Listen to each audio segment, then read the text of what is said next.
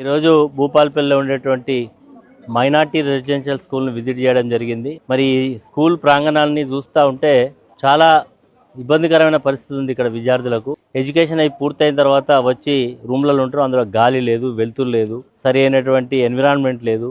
గతంలో బెడ్స్ ఉండే, ఆ బెడ్స్ అన్నింటినీ కూడా డిస్మెంటల్ చేసి పక్కకు పడేసినారు. ఎందుకు వేయలేదంటే పైన సీలింగ్ ఉంది, తలుగుతుంది అని చెప్తా ఉన్నారు. మరి ఇక్కడ ఉండేటువంటి ప్రాంగణం అంతా కూడా చూస్తూ ఉంటే మొత్తం చెట్లతోటి, పిచ్చి చెట్లతోటి నిండిపోయి ఉన్నది. డ్రైన్ వాటర్ అంతా కూడా అక్కడ జమ అవుతుంది, స్మెల్ వస్తూ ఉన్నది.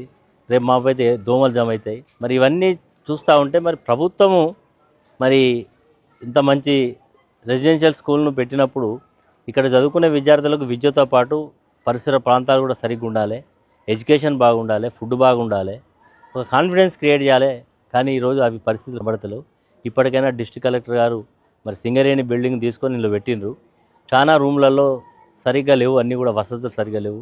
కాబట్టి అవన్నీ కూడా చేయించాలి. లైటింగ్ సరిగ్గా లేదు, ఇవన్నీ కూడా చేయించాలి. మరి ఇవన్నీ కూడా దృష్టి పెట్టమని, బాగా చెత్త చెదారం పిచ్చి పిచ్చిగా అంతా ఉన్నది అంతా సరి చేయమని సందర్భంగా ప్రభుత్వాన్ని, జిల్లా యంత్రాంగాన్ని కోరుతున్నాం. మళ్ళీ ఒక 10-15 రోజుల తర్వాత వచ్చి మళ్ళీ విజిట్ చేస్తాం. ఎంతవరకు పురోగతి ఉంటుందో తప్పకుండా దీన్ని చేస్తారని ఆశిస్తున్నాం.